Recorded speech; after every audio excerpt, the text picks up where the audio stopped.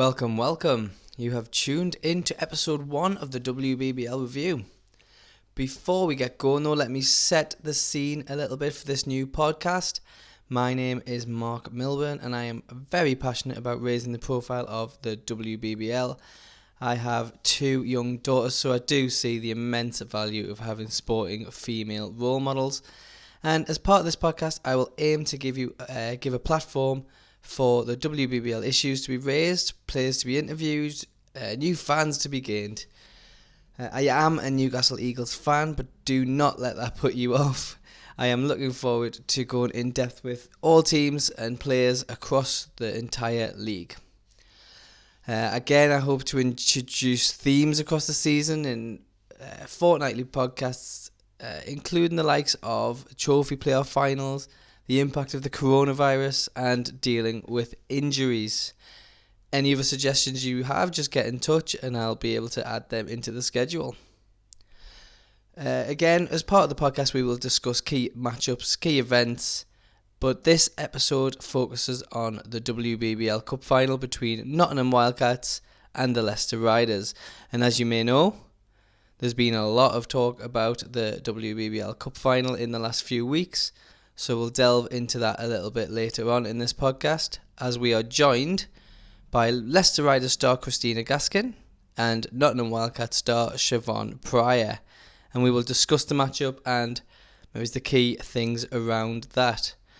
Also joined by Renee Busch of the Sevenoaks Suns, as they were due to suit up in the final against Leicester, but due to COVID concerns they have made the decision, along with Manchester Mystics, to postpone their seasons. Let us know what you think about that.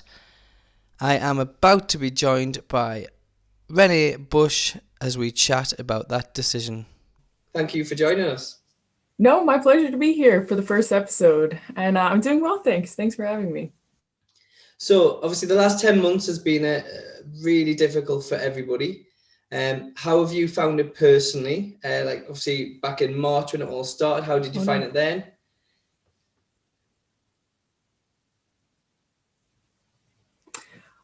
It's been a big journey since March. That was almost a year ago.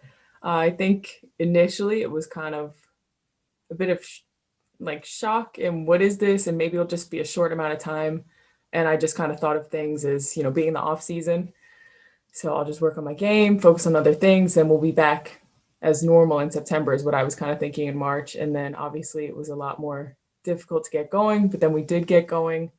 And now I think it's just been a long time, so nothing surprises me at this point. And just kind of take things day by day because you never know. You just never know.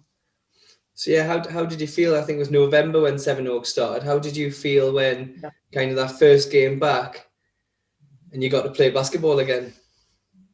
It was a mixture of things. When you said that, and my first thought was, well, my legs were so out of shape. It just, you can train, but it had been that long since the first game, before the first game. But definitely excitement. I actually remember feeling nervous because I hadn't played a game since the first weekend in March. And then it's months later, and I was a little bit kind of jittery, even though it was just a preseason game, which was our first time back on court against another team.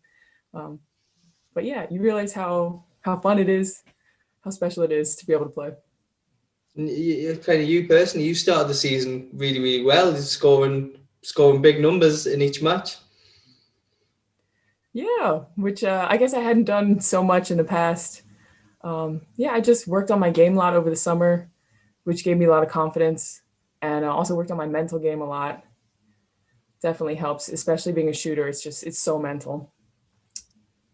So as I said before, obviously recently kind of Sevenoaks and obviously Manchester hit the headlines. It was all the talk on Twitter and all the talk everywhere. Kind of how did that decision come about? Kind of where did it start? Where did the process start? It all felt kind of compressed, the decision, because we left for the winter holidays and New Year and stuff thinking, okay, I'll see you guys in a couple weeks and we'll be back on court. And I think as this situation in the UK escalated in terms of COVID and hospital beds being filled up, I think we realized we had to make a decision. We have a really unique team situation, which really helped make the decision for us. And then we have players who, are still in school, live with their families. We have players who are frontline workers with the NHS, who are teachers. For a number of reasons, it just felt like we can't safely and confidently play right now as we operate at Sevenoaks. What was the reaction like on, say, social media and things like Twitter? What was the reaction like on your pages and things like that? I think definitely within our club, and it was from the people who didn't make the decision, like the parents of the younger players and stuff. It was very positive. From other coaches I talked to just around the circuit, they supported our decision 100%. And I think it's difficult for people. I mean, even across the league, we don't know exactly what's going on for teams.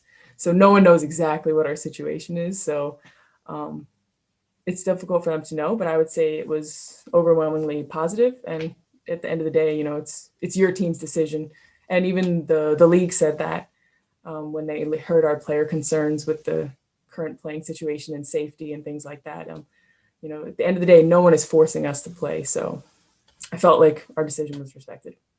And obviously, kind of the coronavirus goes kind of way beyond sport and way beyond other things. But with that cup final being maybe a week away, 2 weeks away, it kind of makes that decision that little bit harder, maybe. Yeah, definitely. And I think like originally we were contemplating, could we postpone our league games yet still play the cup final? I mean, what kind of moral decision is that? Because at the end of the day, it's another game, and how are we, putting one above the other? There was the amazing Sky coverage, which would be great publicity for the club. So many factors that went into it. So it definitely complicated things. You'll just have to make the trophy final now because that's on Sky as well. So yeah, we'll get the next one. So then, what did you make of the decision to obviously not postpone the final, but to kind of make move Nottingham up in a way? What did you make of that decision? I think Lennon maybe told us before, but I kind of knew that was the protocol for that situation, so I wasn't surprised. And I think again we had like a couple different stages of emotion, because at first you're like, oh, well, in basketball honor, you'd wish that they could postpone it and maybe play just a TV game, but have it not be the cup final on Sky, and then we'd play later. And then we got a further explanation from the league about how, let's say we made the case where we postponed the final, and then maybe we couldn't field the full team, or Leicester couldn't field the full team due to COVID, or just all these possibilities that could get in the way of the final again. So, when you have more understanding of the reasoning why, it's a lot easier to kind of accept. And also now that the decision's been made, it feels like a thing of the past. And now there's just a game on the 24th that I'll be watching. Mm-hmm. I mean, I was thinking about, you mentioned about kind of Leicester not being able to field the side maybe later on down the line. I was thinking about the match on the 24th. And what happens if now Leicester then have a positive test a couple of days beforehand? Do Nottingham do they get the trophy just by turning up, or what's the protocol if that happens? Do you know? Wow, I mean, like touch wood, that doesn't happen. Yeah, but I don't know. I'm pretty sure that. Wow, I have no idea. That's just what makes these days so complicated, and why we've had so many games postponed already in the first half of the season. I'm not sure. Let's just hope that doesn't happen. Fingers crossed. You've mentioned the Sky coverage. How important is that for the league? Obviously, we've talked about the trophy final being on Sky as well. How big is that for the WBBL? I think it's awesome. I've caught some of the BBL games that are on Sky, and the coverage looks great. It's really professional. And people are at home nowadays, like looking for things to watch. So I think it's amazing for us. And if we could get it more regularly, put on a good showing, I think, women's basketball, the WBBL, is something that should really be out there. It's a good step for us in the right direction. So I know Sevenoaks and Manchester have kind of delayed their season until the end of the international break. How do you see that playing out? Do you see could the possibility of it being extended, or are things being put in place by Sevenoaks, by the league, to kind of try and get kind of basketball playing again? I can't speak to Manchester's situation, but for us, I feel like super unknown. We would love to, be sure that that's going to happen. We've had other complications here because we usually train, and although we played our games in Surrey Sports Park for our home games, we usually train in a school during the weeknights. And it's been difficult for us to find another training venue, so that's an added complication. So we'd need a number of things to kind of line up for us to make that more certain. And I'm really not sure. And we're actually, our team is talking weekly, so I actually have a call after I speak to you, just to touch base, and so we can keep talking along the way, but nothing is for certain anymore.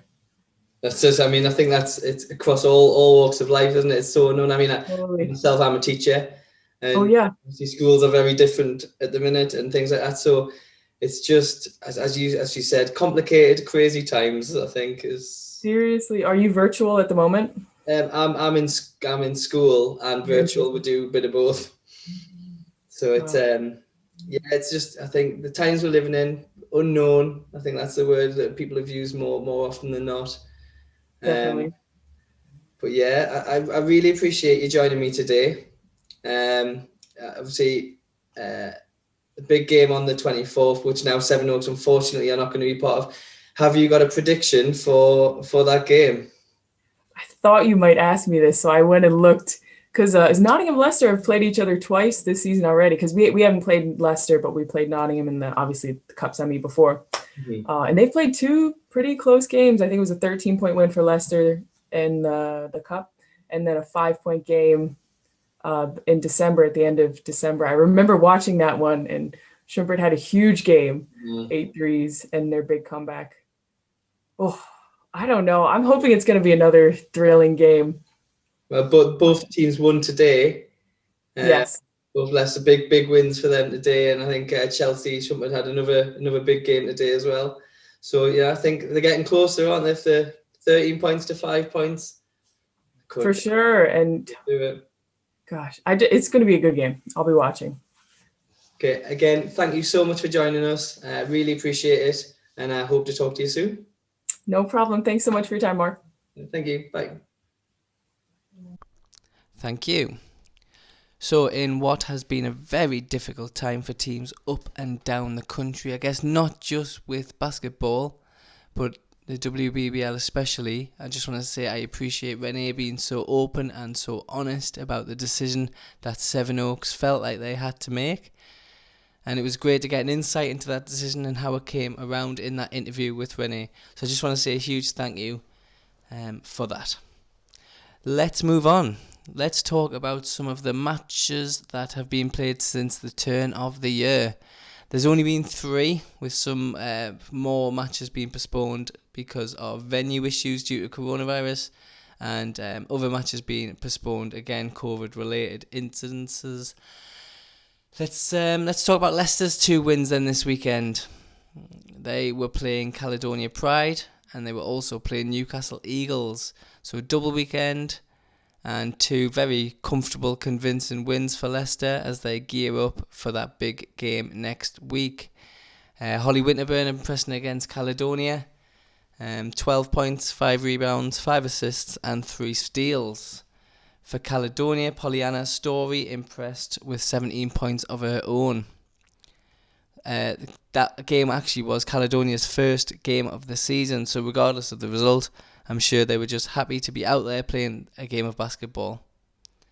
The other match of the weekend was Nottingham versus Essex Rebels in their first game of the season as well. So again, Nottingham convincing winners, but I'm not sure Essex would mind too much because they're just happy to be playing a game of basketball again.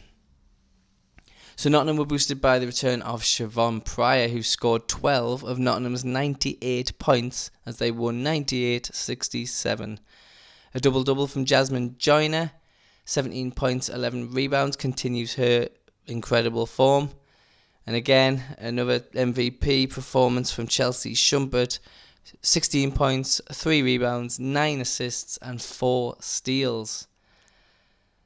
Again, I think the major talking point of the weekend is that Essex and Caledonia are playing they kind of played their first games of the season. And I think that's exciting that hopefully we'll kind of kickstart the league, testing coming into place for all the teams to rejoin and get the season kind of kick-started again. I am delighted to say that I am joined by Siobhan Pryor and Christina Gaskin the week before the big WBBL Cup Final to hear their thoughts and see what they've got to say about the big game next week. So, welcome. Thank you for joining me. Thanks for having us. Yeah, same. I just want to start by kind of talking about the season so far and how you found it and how your clubs have found it. So, Siobhan, I'll start with you. Obviously, yesterday was your first game back of the season. How was that for you? Yeah, I actually was a little bit more worried about it than I should have been. I was thinking, am I going to be like off the pace, rusty? But I felt okay, so that was good. And I think the rest of the girls were just really excited just to get back on court because it seems like a while since before Christmas that we'd had a game. So yeah, it was really nice just to be back out there. How do you feel Nottingham's season has gone as a whole? Yeah, we haven't played a lot of games yet. So, but the games that we have played, I feel like, we're really starting to gel. It sounds really weird at this point in the year talking about starting to gel, but I just think, that's the nature of this season. But, I've had sort of the privilege of watching it from the sidelines and then obviously like yesterday playing as well. And I do really think, we're starting to hit a stride and we're starting to look pretty balanced and we know what each other is good at and what each other can do. So yeah, I'm excited to see us going forward, really. And Christina, for you, obviously Leicester 2 big wins this weekend, remain undefeated in the season. How do you feel your individual season and as a team is going? I think individually, we had a really, long preparation. So mentally that was kind of hard because like Siobhan said, we haven't actually played that many games from the point that we're at in the season at, this stage. I think we've played 7 games. So I think just like from a motivation standpoint, with a lot of cancellations and disruptions due to COVID, sometimes it's hard to continue and sort of be okay with dealing with the unknown. But I think we've done a good job of trying to stay consistent and, make practice as competitive as possible, because that's one thing that's been consistent for us, no matter like what the situation is. We've been very fortunate that we've been able to continue to practice. And I think from the team standpoint, we've gone from strength to strength. I think we started very strong. We got together very early as a group and we got in shape and took care of business early. And hopefully we'll just continue to go from strength to strength as the season progresses. So it's been quite a while, obviously, with the Christmas break since any of the teams played. How important was it for say Leicester to have a couple of games before the cup final?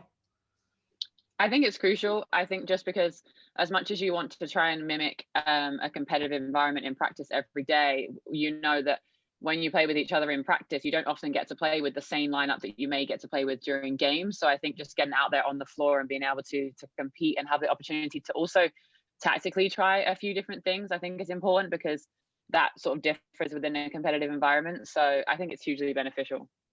Siobhan, would you echo that? Yeah, definitely. I'd echo that. And I think for us, it's been important as well because we've had a couple of people out. So myself and Tia hadn't played for a little bit. So I think it was good to get like one game under the belt where we had a full squad out there just to see what different things we could run with the squad that we had out there now, and just different rotations and how having everybody out there affected those rotations. So yeah, definitely echo. We were really glad to have had a game before the final. So I mean, Leicester and Nottingham have played each other twice already. So this will be the third time we're talking about not many games. That's a lot of games against the same team. Kind of, what were your impressions, Siobhan, of the kind of the Leicester squad and the games against Leicester? Yeah, I mean, for me, I really like them. I haven't got to play in one yet, so I'm excited for Sunday. I just like them. Obviously, you know, they're the closest team to us, so there's like that local sort of rivalry in the East Midlands, so that's nice. But I always feel like it's a really like physical, competitive game, and they're the kind of games that I love, and I sort of enjoy playing in those games. So I'm looking forward to that. I think the other thing that I sort of like about the challenge of playing Leicester is that, you know, they have like lots of people on the floor that can hurt you. So like there isn't really one spot that you can just like chill out on. You have to make sure that, you know, you play everybody honestly, and make sure that you know exactly what we're doing for different defensive rotations for different players, make sure we know our scouts. So, you know, it's one of those games where there are some games where if you drop the ball, you lose your concentration, you won't get hurt for it. In a game against Leicester, you will get hurt for it. And I think that's what's exciting about playing those games, is that you have to be on the ball all the time. I'm really excited to play it. And I think the first game, I think we played you guys, like Leicester were a lot more ready to play than we were, I think. And, you know, that game just wasn't as competitive as we would want it to be. But I think like the last game was just such a great game of women's basketball. I actually did see one of the referees put in their report, and he's refereed in Europe and everything, and he said it's one of the best women's games he's ever refereed. So yeah, it was great, and I hopefully we can replicate that on Sunday. So Christina, you obviously part of those games. What were your impressions? I agree with Siobhan in the sense that it's probably the most physical game that we face, or probably would face, throughout the season. I think that's always an exciting challenge from 1 through 5. You know, it's not like the bigs are physical with each other and the guards sort of like are slacking. I think 1 through 5, it's a very physical and contested game. I think with Nottingham, they have tremendous strength in Joyner and Champert. That combination, like they work really well together. Obviously, you know, you haven't been on the floor so far this season, Siobhan, but I think those two players are a major threat for us. And obviously we saw in the last game, Champert went off, you know, in the last quarter. I think she had 4 threes in the final quarter of the game, maybe even 5. And not, you know, uncontested threes where we made a mistake. Like she's coming off of a screen and she has a hand in her face and she's, you know, a meter outside the 3-point line and still knocking that down. So that's a testament to her game. And I just think when you have a play like that on the floor, I think it makes for a very exciting game, because, you know, they could be down 10 or they could be up 10, and she can change the margin very quickly with the way that she's able to rack up points. So I think, you know, and the matchup between Oliver and Joyner is always an exciting one as well from the post position. So moving on, something we've talked about, we've mentioned a couple of times, obviously the coronavirus. Can't kind of have any conversation these days, sport or not sport, about that doesn't include the coronavirus. I'll go with you, Siobhan. Obviously you put on your Instagram story the other day your COVID test. So that, I mean, had fun there. Believe it or not, that's not the first time I've had it. I just don't get any less dramatic. So what kind of things are the league putting into place, or what kind of thing are clubs putting into place to try and combat the kind of the effects of the virus? Yeah, I think, you know, like it's been a difficult season for all the clubs, just, you know, financially, as well as, you know, mentally and physically and emotionally. But I was like personally just really pleased that as a player we got the chance to speak to the league. The league had a meeting with a player representative from each of the teams and sort of asked us, you know, what would make you feel more comfortable in playing? What sorts of things should we be looking at putting in place? And, you know, the player representatives had meetings with their own teams, and we discussed a lot before we went into that meeting, and a big thing came out of it was testing. That was a big one. And also just sort of like transparency in the communication between the teams and knowing what each other was doing, which just sort of comforted each other and made us feel better. So you know, I'm really grateful that we got the opportunity to speak to the league about those things, and they brought those suggestions to the club directors and they were all agreed upon. So for example, you know, the testing twice a week is going to become like mandatory, and the other one, I think they're going to bring in about the mask. We're going to wearing masks like when we enter, obviously the venue we had to do anyway, but then being able to wear them during like warm-ups and then like on the bench during the games and stuff. I'm really pleased about that one too. So, you know, I think as a player, there has to be a certain, if you were going to choose to play, an understanding that there isn't going to be a zero risk environment. And that's a decision that you make. And, you know, there's been players on our team that haven't wanted to make that decision. And for me, it's just about understanding that. And, you know, everyone's going to have different feelings around it. And I think, you know, just being non-judgmental and understanding that is sort of the way to move forward. But for me, I feel comfortable with what we have at Nottingham. We're lucky in a sense that we own our own arena and we sort of can control that environment a lot. We don't have to worry about like venues for practice and stuff, which I know some teams are going through at the moment. So I do feel lucky for that. And I feel lucky as well, like our COVID officer, you know, has been around a lot of medical environments. He works in a medical environment. So I feel lucky for that too. Just being able to like afford testing and afford being able to travel in a bigger bus, I feel really sort of privileged in that way too. And also that the league gave us the opportunity to be able to apply for a grant for more money. I think that was massive too. So we haven't got that yet, but we've applied to the max. Hopefully we get it. But yeah, there's been a lot of moving parts, and I just think it's good that everybody's been able to talk to each other and try and find the best and safest way forward, the way that the players feel comfortable playing, really. Christina, from a Leicester point of view? Yeah, I think similar to Siobhan, I think that the difficulty with COVID is that I think it's very nuanced depending on, you know, what your situation is in the immediate environment that you both live in and compete in. So obviously for us here at Leicester, we have a lot of team houses where the players all stay together. So there is less risk of sort of potentially infecting an elderly person, for example, that you live with, which I know was some issue for other teams. And, you know, we're lucky with facilities and our partnership with the university. And I think we're only one of 3 teams across the university, both Bucks and the clubs that are affiliated with them, that are still going. So like Siobhan, I feel very privileged and fortunate that we've been able to get to and come to an agreement where we can continue with testing and try and minimize that risk as much as possible. It's never going to be a zero risk. And I think it's important that we respect the decisions that each player has and makes, and also each team makes around the league, because all of their unique circumstances sort of affect their decision making depending on the risks that they're facing themselves. So obviously Nottingham were kind of promoted to the place in the final because of Sevenoaks postponing their season. How Siobhan, how did you find out that was the possibility that was going to happen? So I'd sort of heard the opposite, actually, that the Sevenoaks weren't going to play the rest of their games for this period, but they were going to play the final.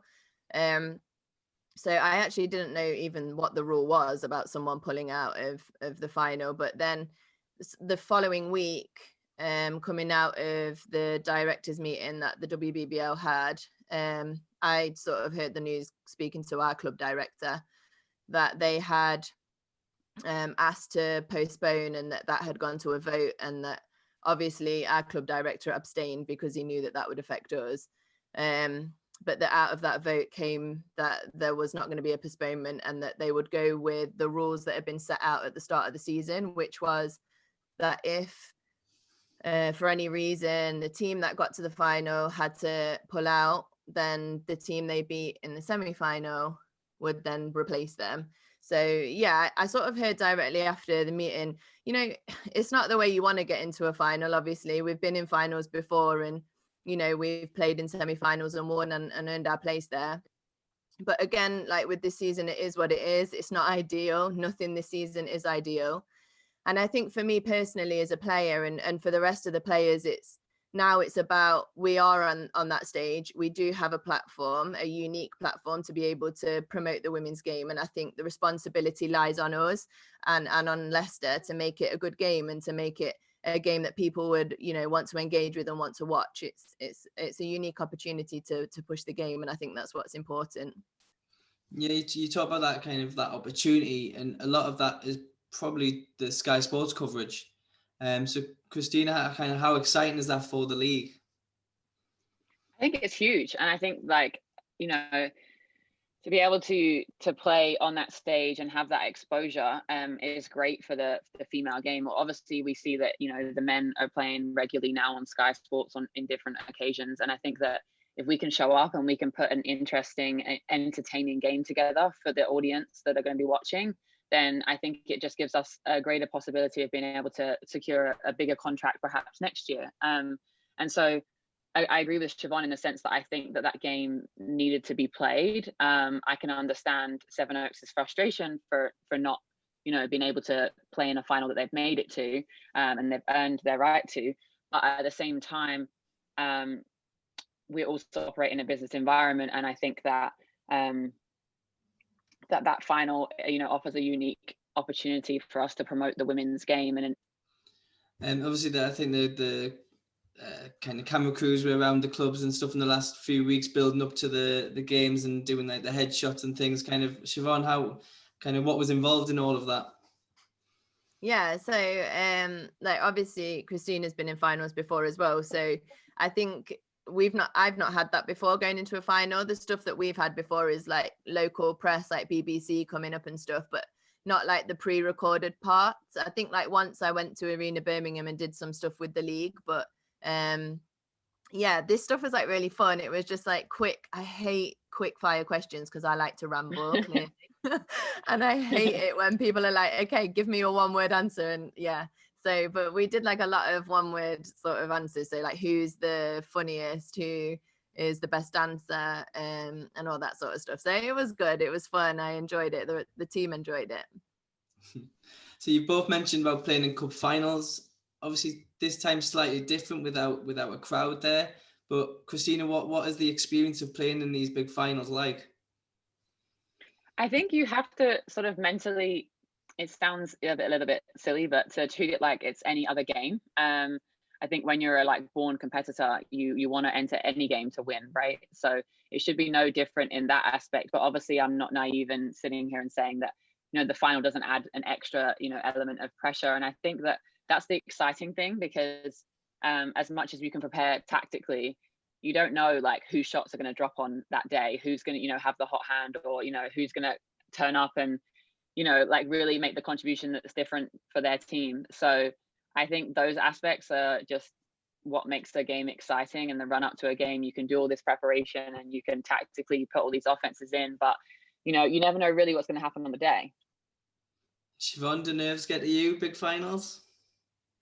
I definitely think that they used to. Now I feel like I get more like excited than, I still have that butterfly feeling, but I think I'm old now. So I think that, you know, I think I just get like more excited than I do nervous. But, you know, it is, as a player, like Christina said, you just sort of have to treat it as another game. So you focus on the things that you've been doing in practice, or you scouting report, or you just focus on those small things that get you through each moment. And then hopefully those moments build up to a win. But yeah, I love playing in finals.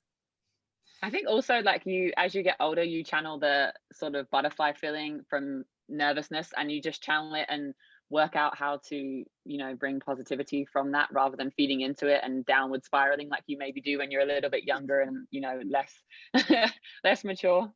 Yeah, because I remember like in my first final, I was thinking, because I was like number 4, and in those days we weren't allowed different. In those days, oh my god, I sound so old. We weren't allowed like smaller numbers than 4, so I was always in the front, and I was always like, oh gosh, what if I miss the first layup? And I'm like worrying about like what people in the crowd are like gonna think. It's like, to think about that now, like I can't even believe that used to go through my head, because I just don't think like that now. But yeah, I think that's just a natural process. How different is it playing without fans?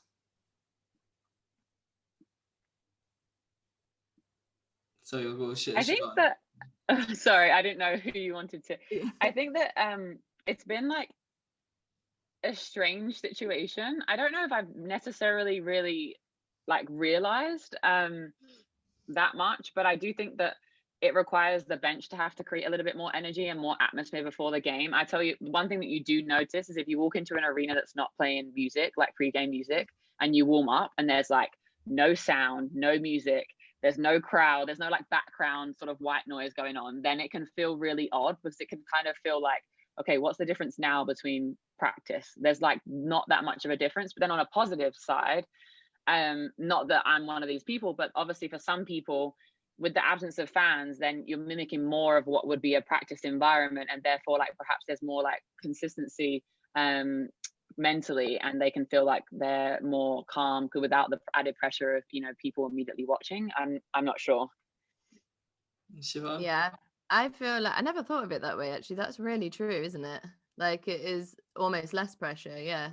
I think like for me, when it's a final, the only thing I'm sort of really gonna miss is when we've made finals in the past, all of the little ones, like the under 14s, 16s, 18s, even the mini ballers, they get on like a big bus and they come, and the week like running up to it, they'll be like, oh, I know who I'm sitting next to on the bus, or they get their tickets through and they know who they're sitting next to in the crowd. And that's the thing that I'll miss, I think. Like, and especially if we win, like, who do we hold the trophy up to? I'm not really sure. Like, you can't. We'll be sad, and then you'll be holding the trophy, or vice versa, and it's a bit like, oh.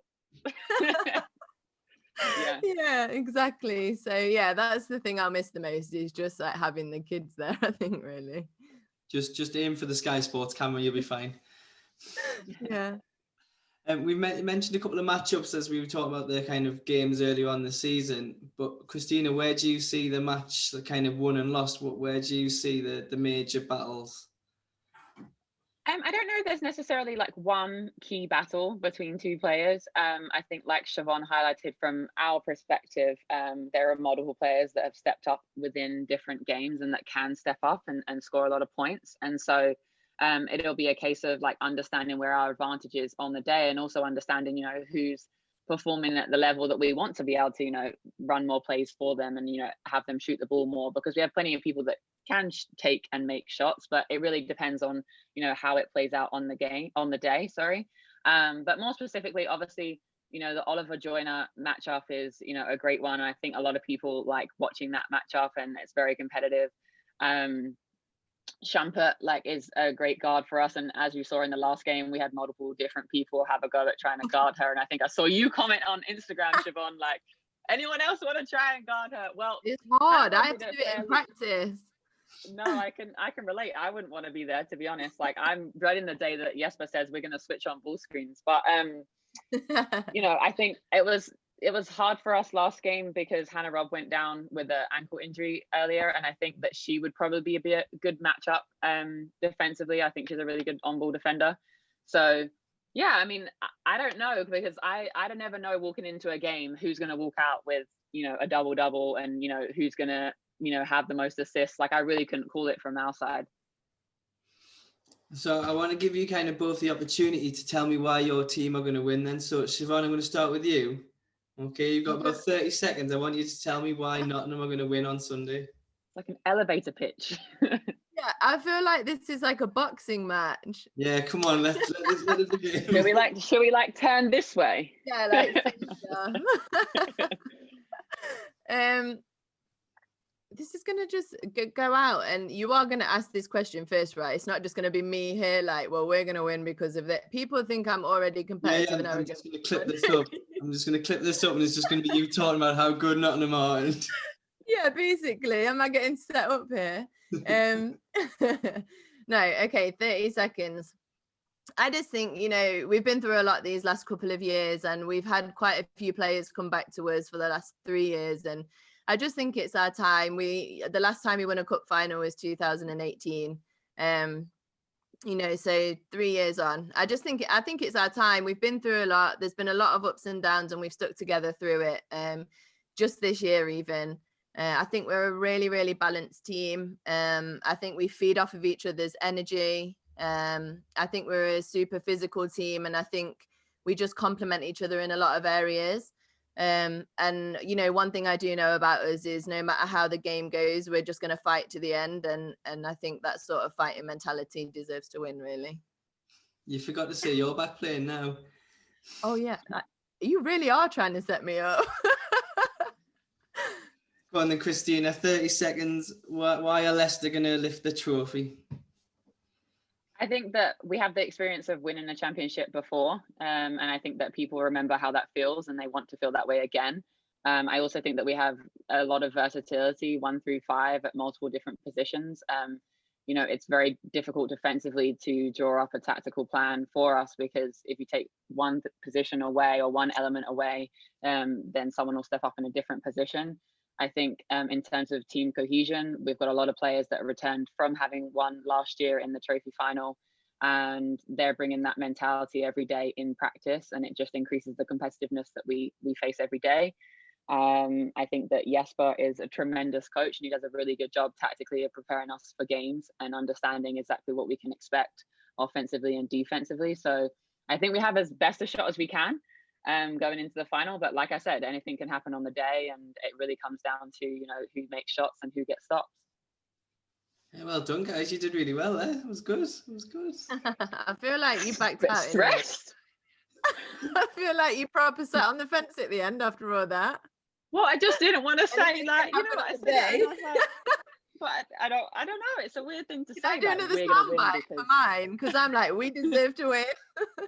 No, it's fine. No, it's fine. You can put mine first, and then you can put yours second. Well, I kind of, as you both said, that the Sky Sports coverage adds that extra element of excitement for the game. I think it is going to be a very, very good game. I think the 2 games so far between yourselves, 13 points win for Leicester, then 5 points. So I think as kind of the season gets on, I think you're getting closer together, and I do think it's going to be an incredible game. But I just want to say thank you for joining me today. Good luck in the final, and may the best team win. Thank you very much. Thank you for having me. Thanks for having us. Thank you very much. See you later. Yeah. Bye. Well, what a great interview that was. Thank you so much to Christina and to Siobhan for joining me to talk all things WBBL Cup Final. It was really interesting to get an insight into the preparations that go into the final, especially in the year of coronavirus, lockdowns. It was really interesting to see that kind of the impact that Sky Sports may have. And it was just great fun, great interview, and I really appreciate the time. How do we think that cup final is going to go? I am not sure. I might sit on the fence with this one. I think it's 2 incredibly strong teams going up against each other for the 3rd time already this season. As I said in the interview, I think it was 13 points in the first game, 5 points in the second game for Leicester. Teams are getting closer and closer together, so I think it's just going to be a great showcase for the league and obviously on that national television stage. That is it for episode 1, ladies and gentlemen. Thank you so much for joining me. If you enjoyed this episode, please like and subscribe so you are the first to find out if there's a new episode released. Make sure you share it with others. It'd be really, really appreciated.